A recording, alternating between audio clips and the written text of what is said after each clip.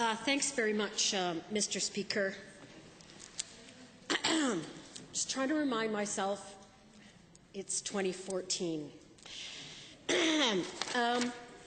So I actually had a kind of really nice, happy, a little kind of weepy response that I was going to do in supporting motion 503, and then some people spoke, and so not going to be quite so nice as I thought I was going to be.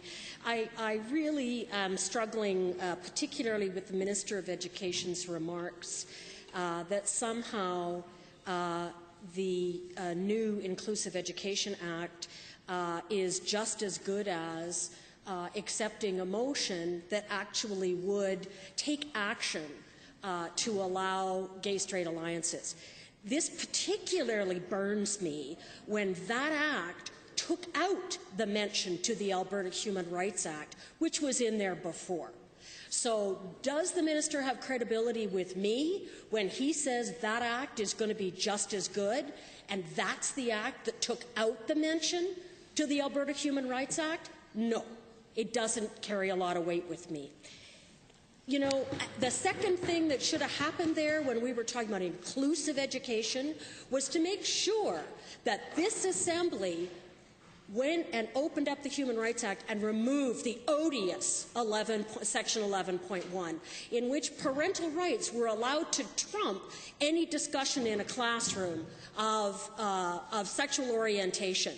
So on the one hand, that new Human Rights Act actually recognizes sexual orientation under our protected grounds, and at exactly the same time comes out with a monster big club and says, but you're not allowed to talk about that or refer to it in a classroom, or people can remove their children, or blah, blah, blah. Huge amount of misunderstanding and, frankly, homophobia that flowed from that. So the fact that, you are 2014. We actually are in a new century here. And I will not accept the Minister of Education standing up and saying that that act is going to be as good as what's being proposed by the member for Calgary-Buffalo.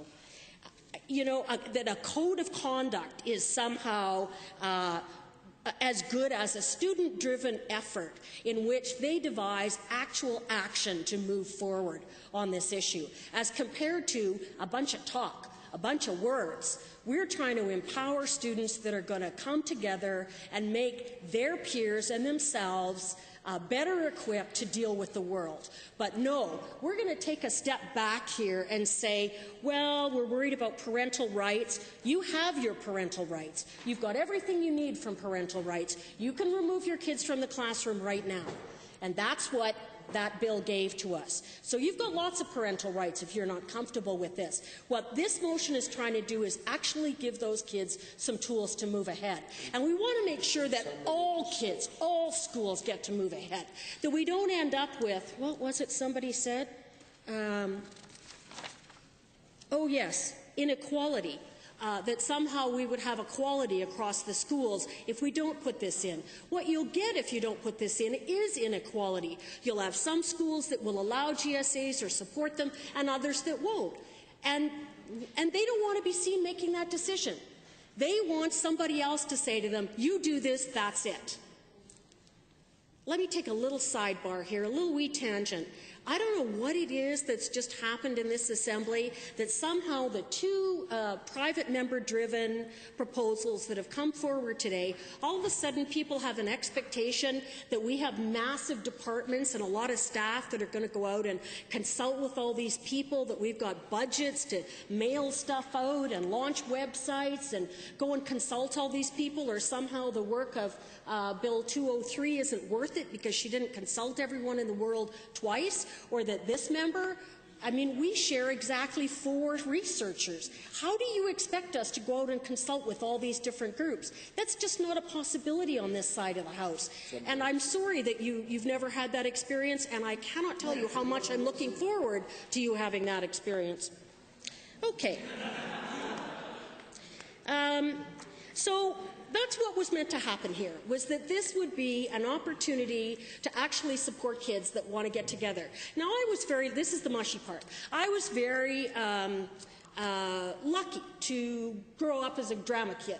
And drama kids tend to pull into their group a lot of other kids that feel like they're misfits or a little strange or weird. And often that strangeness or weirdness was a kid that was trying to work out their gender identity or their sexual orientation. So we felt very protective, and we were very strong groups that incorporated everybody.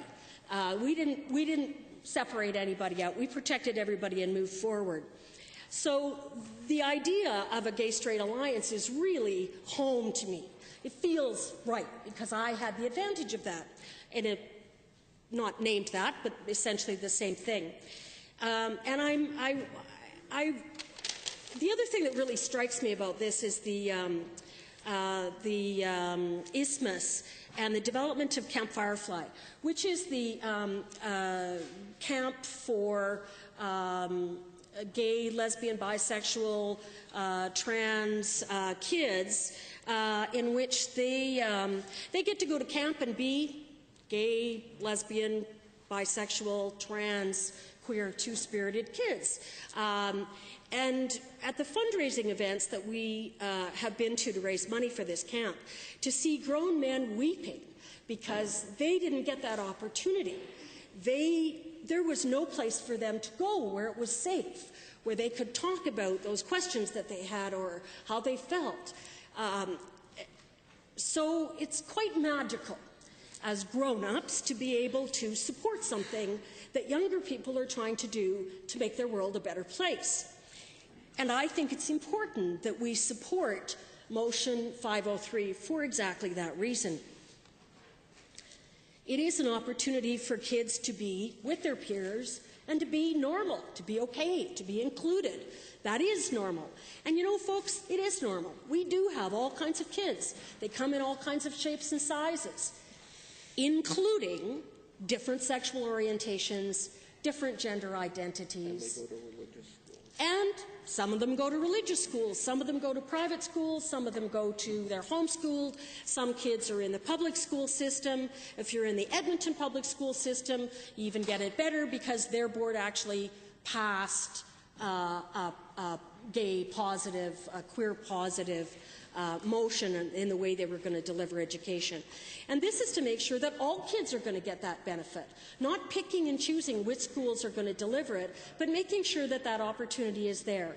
And I really like the wording of the motion that says if the kids identify that they want to have this gay-straight alliance, then the schools will help them do that. They don't have to run it. They don't have to be the boss. They just have to facilitate that this organization will come together for those kids. That's exactly the way it should be. Ah, yes, here we have it. This is the Camp Firefly special emblem. And some of you I know have been, some of my colleagues on the other side have supported Camp Firefly efforts. But thank you very much for that. And I know Chris Wells was here earlier. We've got a number of people in the gallery, some pink shirts from the University of Alberta. Thank you. My fabulous constituent, Rob Wells. I know Ben from the Pride Centre is here and a number of other people. Thank you very much for coming out for this. It's important that you see how democracy works and how it's a bit of a slugfest sometimes. So I do encourage people to support this. It's for the kids. You know, for all the parental rights and all of the inequalities in the way schools are operated and what their mandates are, at no point should we ever be saying that you can discriminate against someone because of your religion. That is the antithesis of what we should be doing here. And in particular, when we know that there are kids out there that need this special kind of support from their peers, we should not be denying it. We should be the leaders here in the Legislative Assembly that are making this possible and are making it possible across the board. so that there are no exceptions in the schools and the school boards that are delivering this particular program for them. Thank you very much, Mr. Speaker.